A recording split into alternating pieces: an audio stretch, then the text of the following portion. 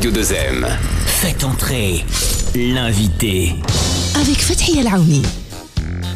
Bonjour, ravi de vous retrouver pour ce nouveau numéro de Faites entrer l'invité. C'est le rendez-vous le plus attendu de cette fin de semaine, la grande fête du football africain avec bien sûr la CAN.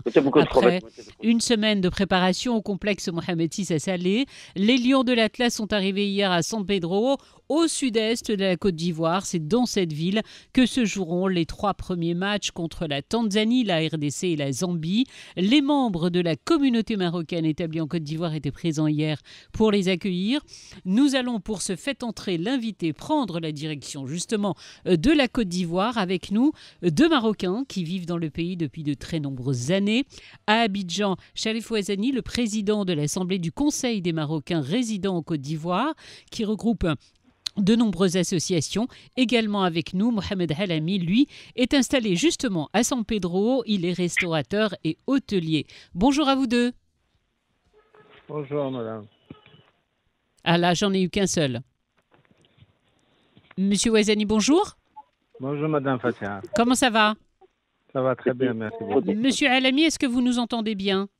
Oui, je vous entends très bien. Ah, voilà, maintenant je vous entends. Je vais commencer avec vous, Chalif Ouazani. Je rappelle que vous êtes le président de l'Assemblée du Conseil des Marocains résidant en Côte d'Ivoire. On l'imagine, ça fait des mois et des mois que les Ivoiriens attendent cet événement. Est-ce que l'on ressent déjà une certaine effervescence sur place? Oui, il y a une grande effervescence. Ce n'est pas les Ivoiriens seulement qui attendent cette CAN, c'est l'ensemble des habitants de la Côte d'Ivoire. Tout le monde il est prêt, tout le monde il est heureux pour recevoir cette CAN, surtout les jeunes. Ouais, ben voilà ce que j'allais vous dire, et la jeunesse en particulier. Oui, la population ivoirienne il est composée d'une grande majorité de jeunes. Une question, Monsieur Chalif Ouazani. San Pedro, où se joueront les 3 premiers matchs de la sélection nationale, se trouve à combien de kilomètres d'Abidjan? 333 km. Précisément. Ouais. C'est combien d'heures de route? Ouais, ça dépend de la route. 4-5 heures? Ça dépend voilà, 4-5 heures avec une moyenne de 100 km à l'heure, peut-être 400 heures. Alors, quels sont les moyens de transport possibles pour l'ensemble des supporters qui vont aller suivre cette CAN et notamment, bien évidemment, être aux côtés de notre équipe nationale? Qu'est-ce qu'il y a comme moyen de transport? En ce qui concerne les supporters qui vont venir du Maroc et d'ailleurs, ils ne peuvent pas atterrir à San Pedro parce que tous les avions ils vont atterrir à Abidjan. Là, ils vont prendre une correspondance pour San Pedro parce que le tarmac de San Pedro ne peut pas recevoir des grands avions. C'est des petits avions de 50-70 passagers. Donc, même l'équipe nationale, ils sont arrivés hier, ils ont changé d'avion pour aller à San Pedro. Donc, pour ceux qui vont venir, il faut qu'ils sachent qu'ils doivent obligatoirement descendre à Abidjan pour arriver à l'autre côté. Il n'y a pas d'avion direct pour aller à San Pedro. Et il y a quoi? Il y a des bus qui font le trajet, c'est ça? Il y a des cars? Il y a location de voitures. D'accord. Est-ce qu'au sein des associations des Marocains résidant en Côte d'Ivoire, vous avez prévu, par exemple, des convois, des opérations spéciales pour tous nos supporters? Bon, pour les 3 premiers matchs contre la Tanzanie, le Congo et les Zambie, les premiers et le 3e match, ça va être un peu compliqué pour organiser des voyages organisés parce que les gens ils travaillent, ils ne peuvent pas se déplacer ou venir le même jour, sauf les gens qui ont des voitures personnelles. Là, ils peuvent aller le matin et revenir le soir. Donc, pour le premier match et le 3e match, il y aura des convois. Il y a un point de rassemblement des voitures, comme ça ils vont partir à la même heure. Après le match, ils vont revenir à la même heure. Comme ça, parce que la nuit, c'est un peu difficile pour venir. J'imagine que c'est aussi pour des questions de sécurité. Voilà, parce que la nuit, là, peut-être le match, là, il va finir vers 22 heures pour rassembler tout le monde, tout ça là. Donc, c'est 23 heures. Minuit, le départ, ça va pas être facile. Donc, il faut prévoir un convoi sécurisé. Comme ça, et les gens ils vont arriver à bon port.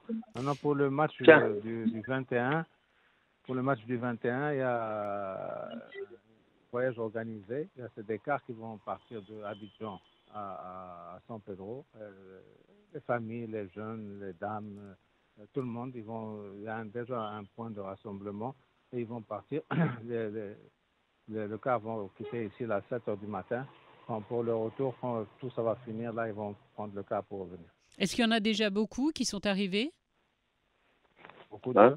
Des supporters marocains? Non, pas pour l'instant. Pas encore. Il y a les youtubeurs qui sont là, il y a d'autres qui sont venus. Il y a un qui est venu à vélo, il y a un qui est venu avec les rouleurs là. Effectivement, on a vu en vidéo. Ouais. Il y a un qui est venu avec une Renault 4. Ils sont déjà là. Ils sont partis même à San Pedro hier. Bon, les supporters, sauf ceux qui ont de la famille ici. Donc, ils sont déjà là, ils attendent le jour J pour partir à San Pedro. Le coup d'envoi. Alors, Mohamed Halami, vous vous trouvez justement à San Pedro. Vous êtes hôtelier et restaurateur. Vous vivez dans le pays depuis combien d'années? Ça fait presque 35 ans, 36 ans que je suis là, San Pedro. Et les années 85. Et vous êtes parti dans quelles conditions en Côte d'Ivoire? Moi, je suis venu, encore travailleur. Moi, j'étais coiffeur au début. Et puis, voilà, je suis arrivé je me suis installé à San Pedro. Comme c'était une petite ville portière, des belles plages, il y avait assez de monde. Il n'y avait que les Européens qui vivaient ici dans le temps. Et puis, voilà, je me suis installé à San Pedro. Et depuis ce temps, je suis là. Et vous êtes aujourd'hui restaurateur et hôtelier? Oui, je suis au centre-ville. Notre hôtel s'appelle Hôtel Atlantique. Le restaurant s'appelle La Roche Noire. Et puis, on est installé au centre-ville. Voilà. La Roche Noire, c'était un petit clin d'œil à Casablanca? Oui, justement. Parce que plus qu'il se trouve une grande roche noire devant mon restaurant. Et là, je donnais ce nom. Ça tombait pile poil. Voilà, justement. Dites-nous un peu, décrivez-nous un petit peu comment se prépare la ville de San Pedro. La ville, vraiment, c'est animé, c'est bien décoré. Les gens viennent en masse pour le moment. On a plus de monde par rapport à avant. La ville, vraiment, il est mouvementée pour le moment. Il y a du monde. Ça se prépare. Oui, il y a du monde. Ça va. On a bien reçu notre équipe très bien hier. Il y avait beaucoup d'Ivoiriens, des Libanais, un peu toutes les communautés sont venues pour les accueillir à l'aéroport de San Pedro. Alors vous, en tant que restaurateur et hôtelier, comment vous vous êtes préparé? Parce qu'il va y avoir un gigantesque rush. On se prépare, bien sûr. On se prépare pour recevoir plus de monde. Tout simplement parce que on fait un peu de tout. On fait le fast-food, on fait le repas à résistance, on fait un peu de tout. Des pizzas, des hamburgers et un peu de tout. Des shawarma, des tacos, on fait un peu de tout. On se prépare. Donc on est prêt ça veut dire que vous recevoir avez multiplié par 100 vos courses habituelles ou vous faites comment? Oui, justement. Oui, c'est vrai. En ce moment, ça monte, ça veut dire la pente monte un peu plus mieux qu'avant. Un petit peu chaque jour. Et est-ce que les hôtels de San Pedro aujourd'hui sont déjà complets, affichent déjà complets? Oui, tout est complet depuis 2-3 mois. Il y a longtemps que tout le monde a réservé. Depuis 3 mois, on avance, oui, justement. Parce que, les gens, San Pedro, il ne peut pas prendre cette capacité des gens. Alors, justement... il se trouve au moins une quarantaine ou 50aine des hôtels ici. Il ne peut pas prendre tout ce monde qui vont venir d'Abidjan ou bien de l'extérieur. Alors, justement, je vais poser la question à Cherif Ouezani. On a entendu parler d'un fameux bateau de croisière qui serait affrété par la CAF. Justement, j'ai demandé à un Libanais tout à l'heure et il m'a dit c'est vrai que la FIFA, il va s'en occuper, il va mettre en place un gros croisière au bord de l'eau, ici, au port, pour recevoir tous ces gens. Pour recevoir, voilà, parce qu'en capacité tous ces gens, parce qu'il n'y a pas assez de place pour tout le monde, voilà. D'accord. Mais ce bateau n'est pas encore arrivé. Il est sur Abidjan. Il est sur Abidjan. Il est sur Abidjan. Il est déjà installé à Abidjan. Oui, depuis au moins 2 semaines. Depuis 2 semaines, il est installé. Donc un bateau de croisière parce que mis en place par la fédération. Les gens, ils ont parlé au début, on n'a pas cru. Mais ce matin, j'ai parlé avec quelqu'un, il m'a dit c'est vrai, c'est la réalité que la FIFA, il va s'en occuper parce qu'il voit qu'il faut vraiment... San Pedro, il ne peut pas prendre tout ce monde qui vont venir. Oui, par rapport à la capacité voilà, et ça hôtelière. Ça serait impeccable s'ils le font vraiment parce qu'un bateau à croisière, il y a tout devant. Alors, il y a des restaurations, il y a des boîtes de nuit, il y aura plus de vie à l'intérieur. Ça, c'est pas très bien pour vous, ça. S'il y a les restaurants sur le bateau, c'est pas terrible pour vous, ça. Non, nos prix sont beaucoup moins chers par rapport à l'hôtel. Nous, on est en train de... nos prix sont abordables, ils sont très abordables. Alors les gens, quand ils voyagent, ils regardent des prix qui nous arrangent. C'est plutôt snack pour les snacks, restauration, on fait tout. On fait même les spécialités marocaines, européennes, on fait un peu d'italien, on fait un peu de tout, vraiment. Sharif Ouazzani, On a un grand choix, on a un très grand choix. Ouais, Sharif Ouazzani, on l'imagine, c'est un enjeu important pour le pays. Tout le monde va avoir les yeux braqués sur la Côte d'Ivoire durant l'ensemble de cette CAN. Les enjeux sont majeurs, ce sera surtout le dispositif, la logistique pour les supporters, le dispositif d'accueil, mais aussi la sécurité. Vous entendez parler de tout ce qui est mis en place ? Oui, tout ça là, c'est en marche et c'est un grand gain pour la Côte d'Ivoire au niveau économique. Il y a un comité qui s'occupe de tout ça là, ça s'appelle le COCAN. Donc jusqu'à présent, on n'a pas entendu quelque chose. On a beaucoup de bruit, on a du mal à vous entendre, Monsieur Ouazzani. Il y a beaucoup de bruit autour de vous. Oui, il n'y a pas de bruit, même le son il est très bas. Oui, on vous entend mal, Monsieur Ouazzani. Et maintenant, ça va ? Voilà, vous aviez des oreillettes. D'accord. Oui. Eh ben, J'ai dit que le COCAN, il est là pour essayer de faire de son mieux. Mais à propos du bateau, nous, on est à Abidjan, on n'a pas entendu parler de ce bateau. On a vu sur les réseaux sociaux, tout ça là, le bateau, il va venir.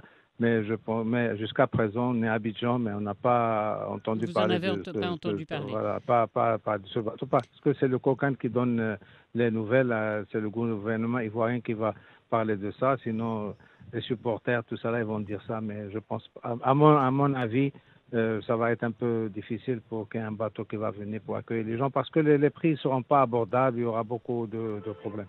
Maintenant, les gens qui sont à l'extérieur de la Côte d'Ivoire et pas au Maroc, il y a des jeunes qui sont en Europe, tout ça là, ils veulent venir. C'est ça là, ils vont croire que c'est comme le Qatar, tout ça là. Je peux leur dire que c'est pas la même chose du tout. Les hôtels, ils sont pleins. Et s'ils veulent venir, il faut qu'ils réservent. Qu'ils prennent leurs précautions et qu'ils se renseignent bien avant d'arriver pour pas être obligés de dormir dans la rue. Il n'y a pas des aménagements qui ont été prévus. On l'a vu par exemple lors de la Coupe du Monde, des petits bungalows, des petites chambres isolées. Il n'y a pas tout ça.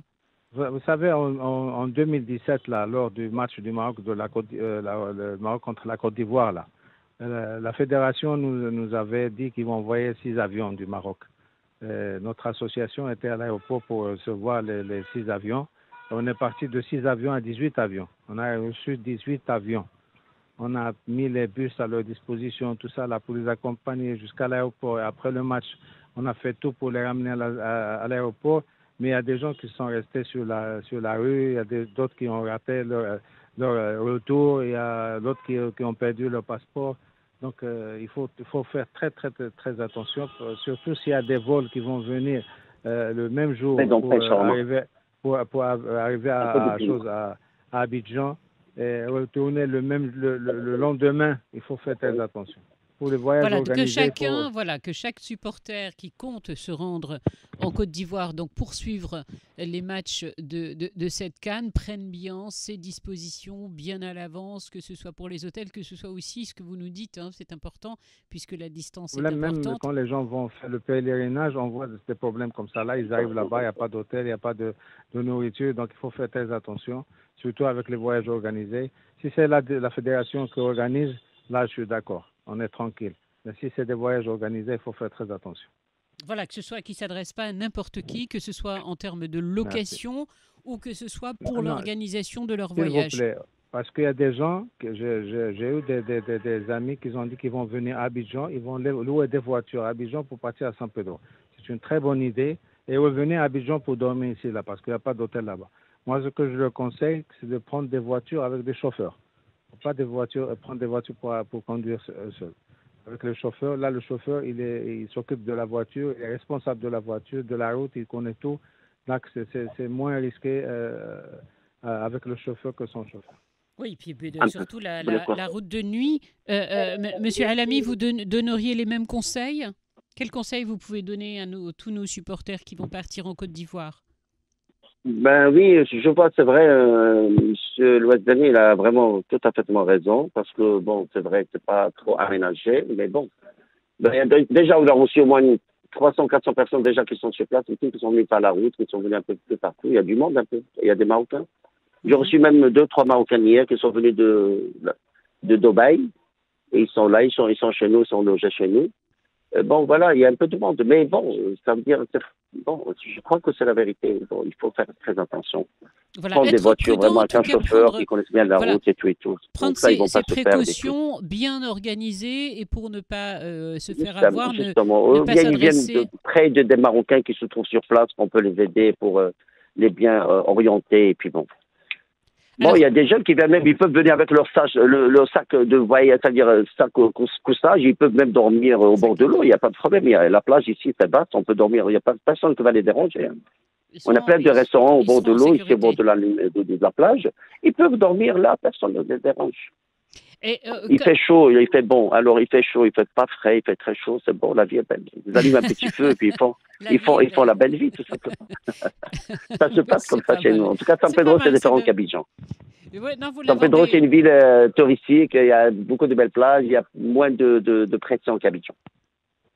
Oui, ben parce que c'est voilà, c'est loin et Abidjan, c'est vraiment la capitale. Voilà. Mais C'est en une tout grande cas, ville, c'est une très grande ville et les gens ne font pas confiance. Par contre, San Pedro, non. J'ai reçu des Marocains qui sont venus il y a 2-3 jours. Ils sont rentrés dans les quartiers, partout des quartiers profonds. Et ils ont fait des photos avec des gens. Ils ont montré les repas africains, les Ivoiriens, ce qu'on mange avec 10 000. Bon, les gens qui font les TikToks, tout. Ils sont partis partout, mais ils n'ont pas eu de problème. Il n'y a pas de problème. Une Les question Ivoiriens, de toute façon, les Ivoiriens sont très sympas avec les Marocains. Ils aiment bien les Marocains. Et ça veut dire qu'ils les reçoivent très bien. Il n'y a pas de problème. Monsieur Même les Halami, Marocains sont prêts pour supporter le Maroc. Alors ils disent que c'est notre pays. une question à tous les deux, à Monsieur Ouezani et Monsieur Halami, Oui. d'un auditeur qui est en train de nous suivre en direct et qui nous dit la chose suivante. Il y a énormément d'annonces actuellement sur les réseaux sociaux pour des locations d'appartements à San Pedro pour suivre l'équipe nationale. Est-ce que l'on peut faire confiance? C'est ça ce que j'ai dit tout à l'heure là. Pardon, Ouais, mais c'est ça ce que j'ai dit tout à l'heure là. Il faut faire très attention parce qu'il y a un problème qui va se poser. On peut faire des locations sur TikTok, sur WhatsApp, sur tout ça là. Vous pouvez envoyer votre virement. Arriver sur place, on va vous dire, monsieur, dommage, on a déjà donné l'appartement à quelqu'un d'autre. Il faut pas passer par des sociétés qui sont connues. Comme ça là avec Internet tout ça, là, ça c'est pas une bonne affaire. Il y a une chose avant que je vais oublier, il y a une chose très importante quand vous avez parlé des influenceurs là. J'ai vu une vidéo des influenceurs qui parlent qui disent qu'ils se sont vaccinés contre le palu avant de venir. Il n'y a pas de vaccin contre la malaria. Le vaccin qu'ils ont fait, c'est la fièvre jaune. Et ça n'a rien à voir avec le palu. Donc si les gens viennent ici, il faut qu'il y ait les pompes anti-moustiques. Au cas où, au départ, ils passent à la pharmacie, ils prennent des traitements contre le palu. Comme ça, parce que le palu, il peut être en soi, mais on ne le voit pas. Après quelques temps, là, il se manifeste. Donc, même si elle arrive au Maroc après 1 semaine, 2 semaines, il a de la fièvre, tout ça, là, s'il part à l'hôpital ou bien chez le médecin, il doit dire qu'il était en Afrique. Mais il n'y a pas de vaccin contre le palu. Donc il y a un vaccin, Monsieur Ouezani, ce que vous nous dites, il y a un vaccin à faire contre la fièvre jaune avant de partir, mais également un traitement de cachet, acheter les boîtes en fait, comprimées contre le palu. Ça, c'est au retour. Maintenant, ici, là, quand ils arrivent, ils peuvent aller à la pharmacie, il y a des pompes là, comme le déodorant, tout ça là, on pompe ça sur le corps, c'est anti-moustique. Très bien. Maintenant, la fièvre jaune, là, on le fait une fois c'était une fois chaque 10 ans, maintenant c'est une fois pendant toute la vie. Donc celui qui n'a pas son carnet jaune, il vient ici, ils vont lui faire le vaccin à l'aéroport. À l'aéroport, à l'arrivée. À l'aéroport, oui, ici, là, il va payer 100 dirhams. Il doit avoir de l'eau avec lui pour payer ses 100 dirhams. Maintenant, s'il peut faire ça là, à Casa, il peut faire ça à l'Institut Pasteur. Voilà, mais ça n'a rien à voir avec le palu. Hein. Ça, c'est la fièvre jaune. Vous avez raison. On a vu sur les réseaux sociaux beaucoup qui disaient qu'il fallait se faire vacciner pour le palu, alors qu'en général, on sait que le palu, c'est un traitement qui n'a rien à voir. Vous nous dites des choses très importantes. Vous avez parfaitement raison de donner tous ces conseils. Et pour répondre à cet auditeur qui vous posait la question, ne faites pas confiance aux nombreuses publications et annonces que l'on voit en ce moment de location d'appartements dans tous les sens. vous risquez d'arriver sur place et de ne rien trouver, et puis l'argent sera encaissé, quoi, en fait, c'est ça? Non, par exemple, il va donner un exemple, il va envoyer 1 000 euros par virement ou bien quelque chose là. Le virement, il est arrivé. Si l'agence, il trouve quelqu'un qui va lui donner 2 000 euros, ils vont prendre les 2 000 euros et toi, arrivé là-bas, il te dit, monsieur, ouais, désolé, on a fait une erreur, voilà votre 1 000 euros, on n'a pas de maison pour vous. Ah oui, Qu'est-ce que vous allez faire? Ben, rien du tout. Vous n'allez rien faire, voilà. Se Donc, c'est ça qui est retrouver le problème. totalement coincé. Maintenant, ce qu'on conseille, c'est que de venir à Abidjan, trouver des maisons à Abidjan, c'est mieux. Et le 17, le 21, le 24, il y a les 3 matchs. Donc, chaque jour, vous prenez une voiture. Si vous êtes 4 ou bien 5, vous louez une voiture, vous partez à San Pedro, vous regardez le match, vous revenez, vous dormez à Abidjan, c'est mieux. Voilà. On va rappeler justement que le tournoi de la CAN se déroule dans 5 villes: Abidjan, Yamoussoukro, Bouaké, San Pedro et Korogo, c'est ça? Et Korogo, avec des fan zones dans chaque ville hôte. Oui. Il y a beaucoup de fan zones. Maintenant, le problème, nous-mêmes, on voulait organiser la transmission des matchs parce que pendant la Coupe du Monde, on a organisé 6 transmissions pour les 6 matchs. La dernière transmission, on a eu 1300 personnes. C'était au Palais de Congrès de l'Hôtel Ivoire. On a reçu 1300 personnes. On voulait faire la même chose, mais maintenant, les conditions du COCAN ont changé. C'est interdit de diffuser les matchs. Il faut voir avec les sponsors, tout ça là. Donc, c'est un peu compliqué. Donc, on est en train de voir comment on va gérer cette situation. Ça va être peut-être la veille des matchs, surtout maintenant. Après les 3 matchs, si le Maroc il est premier, il va rester pour le 4e match à San Pedro. Ouais. Il reste à San Pedro. Maintenant, après ça, les demi-finales, la finale, c'est Abidjan. Maintenant, si le Maroc n'est pas classé premier après les 3 matchs, il va changer de ville, mais il ne va pas venir à Abidjan. Il va aller dans une autre ville à l'intérieur du pays. Et, ça va être plus compliqué, plus compliqué pour parce les que quand on a vu au tirage que le Maroc est sur San Pedro, c'est la meilleure chose qu'il a eu le Maroc, c'est d'être à San Pedro. Pour l'équipe nationale. Parce que les autres villes, là, pour eux, là, ça va être le cauchemar. Difficile à gérer. Je vais rappeler et résumer tous les conseils que vous nous avez donnés tous les deux pour l'ensemble des supporters qui souhaitent se rendre en Côte d'Ivoire pour suivre l'équipe nationale, pour suivre nos Lions. Renseignez-vous bien et faites attention pour tout ce qui est location. Allez sur des sites officiels ou même ceux... apparemment, il y a une liste aussi de la fédération qui a été publiée. Les conseils aussi de M. Ouazani, ne louez pas des voitures seules pour faire les allers-retours parce que la destination entre Abidjan et San Pedro est très lointaine. C'est 3 à 4 heures de route. Les conseils qu'ils vous donnent aujourd'hui, c'est plutôt d'essayer de louer, mais avec un chauffeur, même si vous êtes plusieurs. Ça revient cher, M. Ouazani, ou pas? Pour les voitures, avec le chauffeur, il y a peut-être 5 à 10 000 francs de plus. Alors, 5 à 10 000 francs, ça ne nous dit rien. Nous, en dirhams, ça fait combien?